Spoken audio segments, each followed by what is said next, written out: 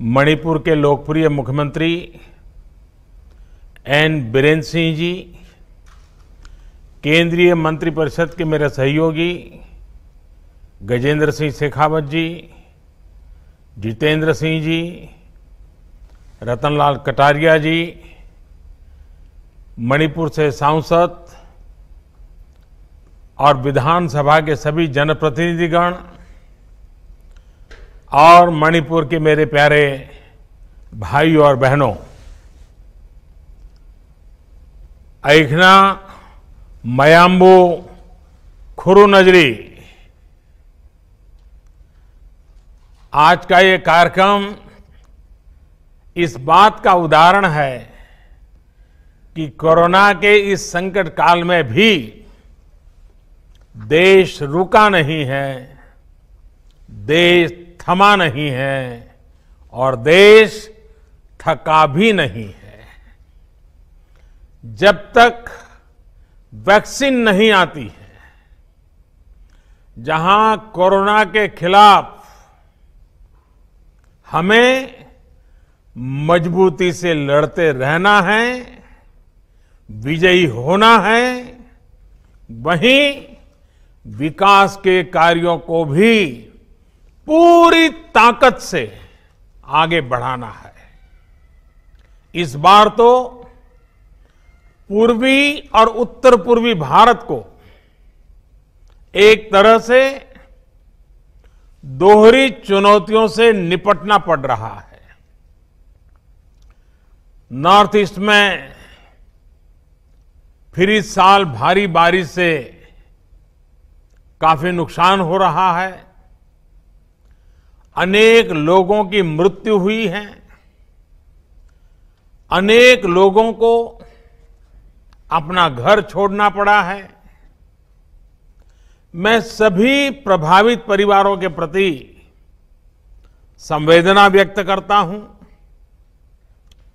इस मुश्किल घड़ी में मैं आप सब को विश्वास दिलाता हूं, पूरा देश आपके साथ खड़ा है। भारत सरकार कंधे से कंधा मिलाकर के सभी राज्य सरकारों के साथ जो भी आवश्यकता है, हर प्रकार के काम करने के लिए लगातार प्रयास कर रही है। साथियों, मणिपुर में कोरोना संक्रमण की गति और दायरे को नियंत्रित करने के लिए राज्य सरकार दिन रात जुटी हुई है। लॉकडाउन के दौरान मणिपुर के लोगों के लिए जरूरी इंतजाम हो या फिर उनको वापस लाने के लिए विशेष प्रबंध राज्य सरकार ने हर जरूरी कदम उठाए हैं। प्रधानमंत्री गरीब कल्याण अन्न योजना के तहत मणिपुर के करीब 25 लाख परिवार, यानी 25 लाख गरीब भाई बहनों को, यानी करीब करीब 5 लाख परिवार समझ लीजिए या 6 लाख परिवार समझ लीजिए, इन गरीब भाइयों बहनों को मुफ्त अनाज मिला है। इसी तरह 1.5 लाख से अधिक बहनों को उज्ज्वला योजना के तहत मुफ्त गैस सिलेंडर की सुविधा दी गई है। मुझे विश्वास है कि केंद्र सरकार की ये योजनाएं संकट के इस समय गरीबों की इसी तरह मदद करती रहेगी। साथियों, आज इंफाल सहित मणिपुर के लाखों साथियों के लिए विशेष तौर पर हमारी बहनों के लिए बहुत बड़ा दिन है और वो भी अब कुछ दिन के बाद जब राखी का त्योहार आने वाला है, उसके पूर्व मणिपुर की बहनों को ये बहुत बड़ी बेद सौगात की शुरुआत हो रही है। लगभग 3,000 करोड़ रुपए की लागत से पूरे होने वाले मणिपुर वाटर सप्लाई प्रोजेक्ट से यहां के लोगों को पानी की दिक्कतें कम होने वाली है। ग्रेटर इंफाल सहित छोटे बड़े 25 शहर और कस्बे 1700 से ज्यादा गांवों के लिए इस प्रोजेक्ट से जो जलधारा निकलेगी, ये जलधारा जीवन धारा का काम करेगी। बड़ी बात ये भी है कि ये प्रोजेक्ट आज की नहीं बल्कि अगले 20-22 साल तक की जरूरतों को ध्यान में रखते हुए डिजाइन किया गया है। इस प्रोजेक्ट से लाखों लोगों को घर में पीने का साफ पानी तो उपलब्ध होगा ही, हजारों लोगों को रोजगार भी मिलेगा। और आप जानते हैं, जब शुद्ध पानी पीने को मिलता है तो इम्यूनिटी को बहुत मदद मिलती है, रोग प्रतिरोध के लिए बहुत बड़ी ताकत मिलती है, बीमारियां दूर रहती है। इसलिए इस पानी सिर्फ नल से पानी आएगा इतना विषय नहीं है। निश्चित रूप से ये प्रोजेक्ट हर घर नल से जल पहुंचाने के हमारे व्यापक लक्ष्य को भी बहुत अधिक गति देगा। मैं इस वाटर प्रोजेक्ट के लिए मणिपुर के लोगों को और विशेष करके मणिपुर की मेरी माताओं बहनों को बहुत बहुत बधाई देता हूं। साथियों, पिछले वर्ष जब देश में जल जीवन मिशन की शुरुआत हो रही थी, तभी मैंने कहा था कि हमें पहले की सरकारों के मुकाबले कई गुना तेजी से काम करना है। जब 15 करोड़ से ज्यादा घरों में पाइप से पानी पहुंचाना हो तो एक पल के लिए भी रुकने के बारे में सोचा नहीं जा सकता। यही वजह थी कि लॉकडाउन के समय में भी गांव-गांव में पाइपलाइन बिछाने और जागरूकता बढ़ाने, पंचायतों के साथ लाने का काम लगातार जारी रहा। आज स्थिति ये है कि देश में करीब करीब 1 लाख वाटर कनेक्शन, यानी घरों में पानी का कनेक्शन प्रतिदिन रोज दिया जा रहा है। यानी हर रोज 1 लाख माताओं बहनों के जीवन से पानी की इतनी बड़ी चिंता को हम दूर कर रहे हैं। 1 लाख परिवार की माताओं बहनों को उनका जीवन आसान बना रहे हैं। ये तेजी इसलिए भी संभव हो पा रही है क्योंकि जल जीवन मिशन एक जन आंदोलन के रूप में आगे बढ़ रहा है।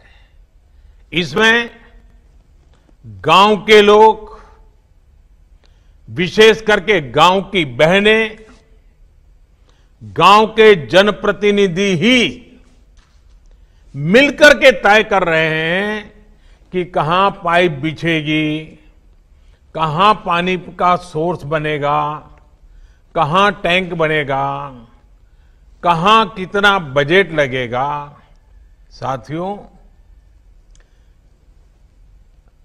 सरकार की व्यवस्था में इतना बड़ा डिसेंट्रलाइजेशन इतनी बड़ी मात्रा में ग्रास रूट लेवल पर एम्पावरमेंट, आप कल्पना सकते हैं कि ये पानी कितनी बड़ी ताकत बन के आ रहा है। साथियों, ईज ऑफ लिविंग, जीवन जीने में आसानी, ईज ऑफ लिविंग, जीवन जीने में आसानी, ये बेहतर जीवन की एक जरूरी पूर्व शर्त है। पैसा कम हो सकता है, ज्यादा हो सकता है, लेकिन ईज ऑफ लिविंग, इस पर सबका हक है। और विशेष करके हमारे हर गरीब भाई बहन, माता बहने, दलित, पिछड़े, आदिवासी, उनका हक है। इसलिए बीते 6 वर्षों में भारत में ईज ऑफ लिविंग का भी एक बहुत बड़ा आंदोलन चल रहा है। भारत अपने नागरिकों को जीवन की हर जरूरी सुविधा देने का प्रयास कर रहा है। बीते 6 साल में हर स्तर पर, हर क्षेत्र में वो कदम उठाए गए हैं जो गरीब को, सामान्य जन को आगे बढ़ाने के लिए प्रोत्साहित कर सके। आज मणिपुर सहित पूरा भारत खुले में शौच से मुक्त होने की घोषणा कर चुका है। आज भारत के हर गांव तक बिजली का कनेक्शन पहुंच चुका है। करीब करीब हर परिवार बिजली से कनेक्टेड है। आज एलपीजी गैस गरीब से गरीब के किचन तक पहुंच चुकी है। हर गांव को अच्छी सड़क से जोड़ा जा रहा है। हर गरीब बेघर को रहने के लिए अच्छे घर उपलब्ध कराए जा रहे हैं। एक बड़ी कमी रहती थी साफ पानी की, तो उसका पूरा करने के लिए भी मिशन मोड पर जल पहुंचाने का काम चल रहा है। साथियों, बेहतर जीवन का, प्रोग्रेस और प्रॉस्पेरिटी का सीधा संबंध कनेक्टिविटी से है। नॉर्थ ईस्ट की कनेक्टिविटी यहां के लोगों की ईज ऑफ लिविंग के लिए तो जरूरी है ही, एक सुरक्षित और आत्मनिर्भर भारत के लक्ष्य को पूरा करने के लिए भी बहुत जरूरी है। ये एक तरफ से म्यांमार, भूटान, नेपाल और बांग्लादेश के साथ हमारे सामाजिक व्यापारिक रिश्तों को मजबूती देती है। वहीं भारत की एक्ट ईस्ट पॉलिसी को भी सशक्त करती है। हमारा ये नॉर्थ ईस्ट एक प्रकार से पूर्वी एशिया के साथ हमारे प्राचीन सांस्कृतिक रिश्तों को और भविष्य के ट्रेड, ट्रैवल और टूरिज्म, उन रिश्तों का गेटवे है। इसी सोच के साथ मणिपुर सहित पूरे नॉर्थ ईस्ट में कनेक्टिविटी से जुड़े इंफ्रास्ट्रक्चर पर निरंतर बल दिया जा रहा है। रोडवेज, हाईवेज, एयरवेज, वाटरवेज और आईवेज, इसके साथ साथ गैस ग्रिड, गैस पाइपलाइन का भी आधुनिक इंफ्रास्ट्रक्चर, ऑप्टिकल फाइबर का नेटवर्क का इंफ्रास्ट्रक्चर, पावर ग्रिड की व्यवस्था, ऐसे कनेक काम नॉर्थ ईस्ट में एक प्रकार से इंफ्रास्ट्रक्चर का जाल बिछाया जा रहा है। बीते 6 साल में पूरे नॉर्थ ईस्ट के इंफ्रास्ट्रक्चर पर हजारों करोड़ रुपए का निवेश किया गया है। कोशिश ये है कि नॉर्थ ईस्ट के राज्यों की राजधानियों को 4 लेन, डिस्ट्रिक्ट हेडक्वार्टर्स को 2 लेन और गांवों को ऑल वेदर रोड से जोड़ा जाए। इसके तहत करीब 3000 किलोमीटर सड़कें तैयार भी हो चुकी हैं और करीब 60,000 किलोमीटर के प्रोजेक्ट्स पर काम तेजी से चल रहा है। साथियों, रेल कनेक्टिविटी के क्षेत्र में तो नॉर्थ ईस्ट में बहुत बड़ा परिवर्तन देखने को मिल रहा है। एक तरफ नए नए स्टेशनों पर रेल पहुंच रही है, वहीं दूसरी तरफ नॉर्थ ईस्ट के रेल नेटवर्क को ब्रॉडगेज में बदला जा रहा है। आप सभी तो ये बदलाव अनुभव भी कर रहे हैं। लगभग 14,000 करोड़ रुपए की लागत से बन रही जिरीबाम इम्फाल रेल लाइन के तैयार होने पर मणिपुर में बहुत बड़ा बदलाव आने वाला है। इसी तरह नॉर्थ ईस्ट के हर राज्य की राजधानियों को आने वाले 2 वर्षों में एक बेहतरीन रेल नेटवर्क से जोड़ने का काम तेजी से चल रहा है। साथियों, रोड और रेलवे के अलावा नॉर्थ ईस्ट की एयर कनेक्टिविटी भी उतनी ही महत्वपूर्ण है। आज नॉर्थ ईस्ट में छोटे बड़े करीब 13 ऑपरेशनल एयरपोर्ट्स हैं। इम्फाल एयरपोर्ट सहित नॉर्थ ईस्ट के जो मौजूदा एयरपोर्ट्स हैं, उनका विस्तार करने के लिए, वहां आधुनिक सुविधाएं तैयार करने के लिए 3000 करोड़ रुपए से अधिक खर्च किए जा रहे हैं। साथियों, नॉर्थ ईस्ट के लिए एक और बड़ा काम हो रहा है। इनलैंड वाटरवेज के क्षेत्र में एक बहुत बड़ा रिवॉल्यूशन मैं देख रहा हूं। यहां अब 20 से ज्यादा नेशनल वाटरवेज उस पर काम चल रहा है। भविष्य में यहां की कनेक्टिविटी सिर्फ सिलीगुड़ी कॉरिडोर तक सीमित नहीं रहेगी। अब समंदर और नदियों के नेटवर्क के जरिए एक सीमलेस कनेक्टिविटी पर काम शुरू हो चुका है। कनेक्टिविटी बढ़ने का बहुत बड़ा लाभ हमारे उद्यमियों, हमारे किसानों को मिल रहा है।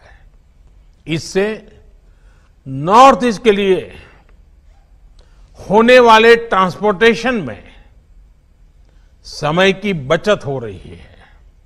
दूसरा लाभ ये भी हुआ है कि नॉर्थ ईस्ट के गांवों को, किसानों को दूध, सब्जी और मिनरल्स जैसे दूसरे प्रोडक्ट्स को देश और विदेश के बड़े बाजारों तक सीधी पहुंच मिली है। साथियों, नॉर्थ ईस्ट भारत की नेचुरल और कल्चरल डाइवर्सिटी का, कल्चरल स्ट्रेंथ का एक बहुत बड़ा प्रतीक है। भारत की आन बान शान है। ऐसे में जब आधुनिक इंफ्रास्ट्रक्चर का निर्माण होता है तो टूरिज्म को भी बहुत बल मिलता है। मणिपुर सहित नॉर्थ ईस्ट का टूरिज्म पोटेंशियल अभी भी अनएक्सप्लोर्ड है।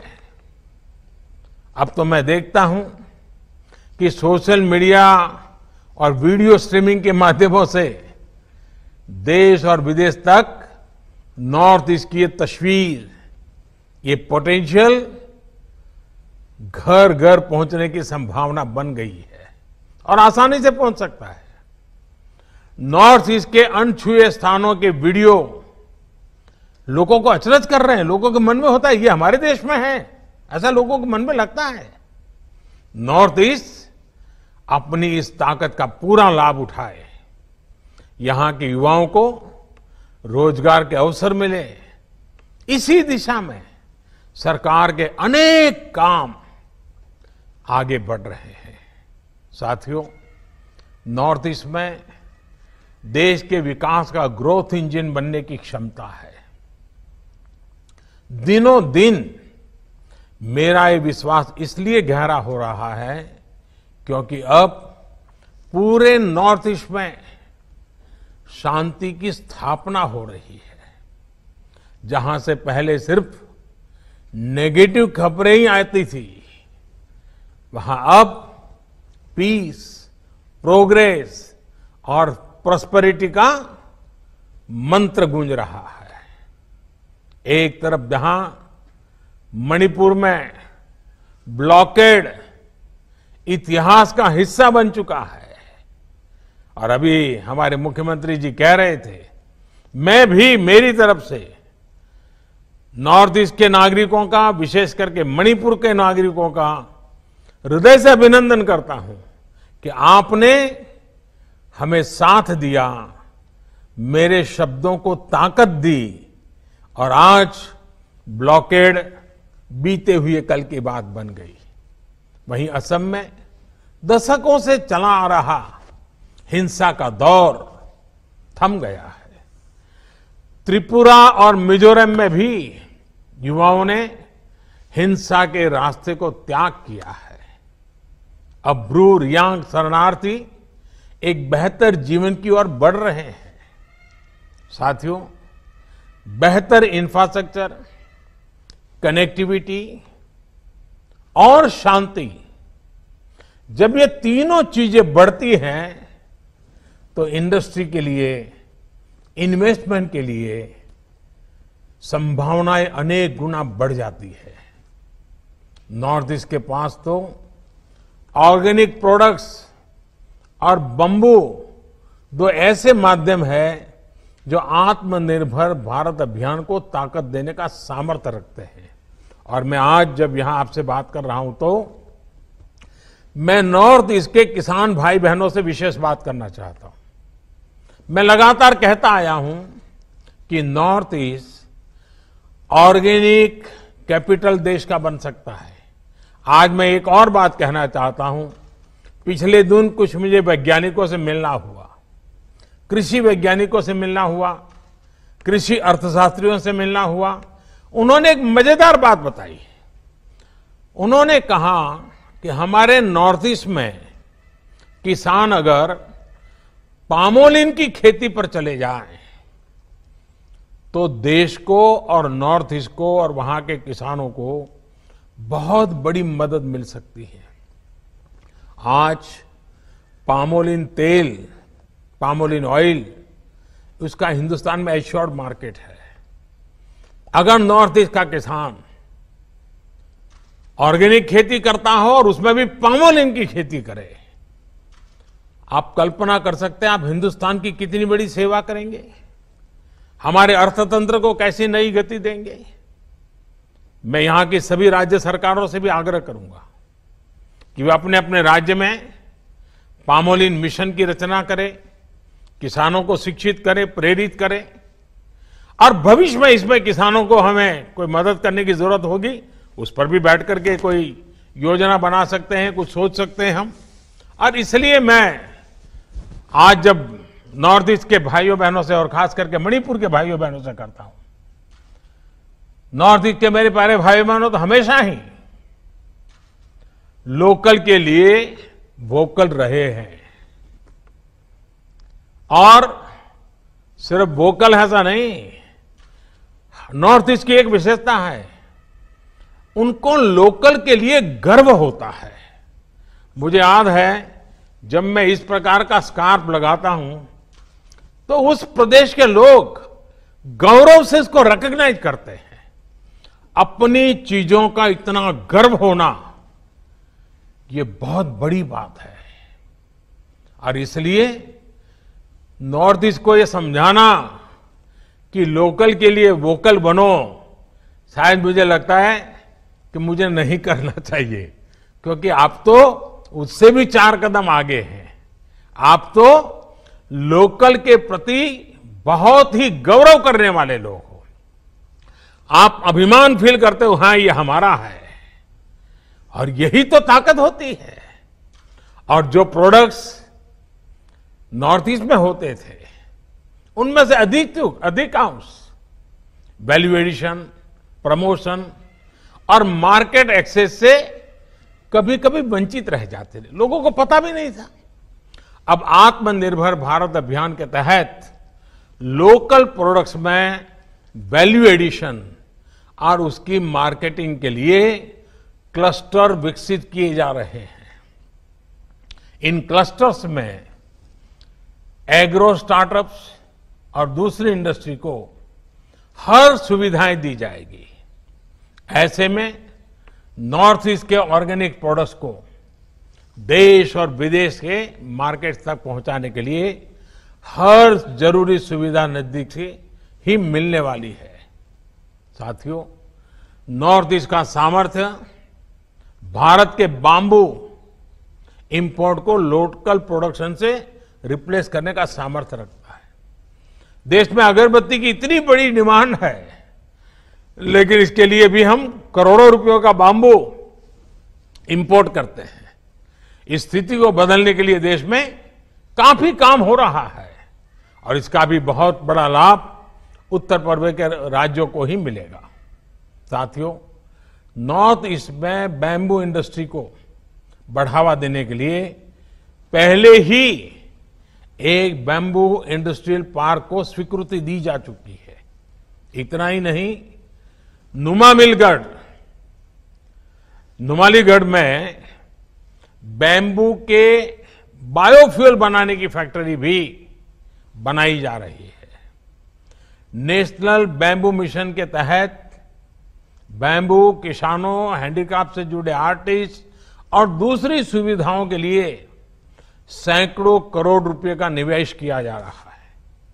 इससे नॉर्थ ईस्ट के युवाओं को, यहां के स्टार्टअप्स को बहुत लाभ होगा। साथियों, नॉर्थ ईस्ट में हो रहे इस तेज परिवर्तन का लाभ जो राज्य ज्यादा सक्रिय होगा वो उठाएगा। मणिपुर के सामने असीमित अवसर हैं, और मुझे पक्का विश्वास है कि मणिपुर मौका जाने नहीं देगा। यहां के किसानों, यहां के युवा उद्यमों को इसका बहुत बड़ा लाभ होने वाला है। हमारा प्रयास यही है कि मणिपुर के युवाओं को रोजगार के अवसर स्थानीय स्तर पर ही उपलब्ध हो। Health, education, skill development, startups और दूसरी अन्य ट्रेनिंग के लिए अब यहीं पर अनेक संस्थान बन रहे हैं। स्पोर्ट्स यूनिवर्सिटी और वर्ल्ड क्लास स्टेडियम बनने से मणिपुर देश के स्पोर्ट्स टैलेंट को निखारने के लिए एक बड़ा हब बनता जा रहा है। यही नहीं, देश के दूसरे हिस्सों में भी मणिपुर सहित नॉर्थ ईस्ट के सभी युवाओं को आज हॉस्टल समेत बेहतर सुविधाएं उपलब्ध कराई जा रही हैं। विकास और विश्वास के इस रास्ते को हमें और मजबूत करते रहना है। एक बार फिर आप सभी को इस नए वाटर प्रोजेक्ट के लिए अनेक अनेक शुभकामनाएं। विशेष करके हमारी माताओं बहनों के आशीर्वाद हमें वो शक्ति दें ताकि घर घर जल पहुंचाने के हमारे सपने में कहीं कोई रुकावट ना आए, समय सीमा के पहले हम काम कर पाएं। ऐसे माताएं बहनें हमें आशीर्वाद दें। हमें काम करना है, हमें काम करने के लिए आशीर्वाद दीजिए। आपके आशीर्वाद बहुत बड़ी ताकत होती है। और रक्षाबंधन का पर्व सामने है, तो मैं आग्रह से आपके आशीर्वाद की कामना करता रहता हूं। आप सभी अपना ध्यान रखिए। स्वच्छता को लेकर तो वैसे भी नॉर्थ ईस्ट हमेशा से बहुत गंभीर रहा है, सतर्क रहा है, देश के लिए एक मॉडल के रूप काम कर रहा है। लेकिन आज जब हम कोरोना से लड़ाई लड़ रहे हैं, तब 2 गज की दूरी, चेहरे पर मास्क और हैंड सैनिटाइजेशन, उसी प्रकार से कहीं बाहर थूकना नहीं, गंदगी करना नहीं, इन सारी बाबतों का ध्यान रखना है। आज कोरोना से लड़ाई लड़ने के लिए सबसे ताकतवर हथियार यही है। यही हमें कोरोना से लड़ाई में मदद करते रहेंगे।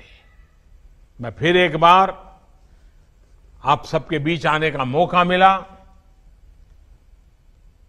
एक बहुत सपने लेकर के इस योजना को शुरुआत कर रहे हैं। मणिपुर देश को दिशा दिखाएगा, इस पूरे विश्वास के साथ आपको बहुत बहुत शुभकामनाएं, बहुत बहुत धन्यवाद।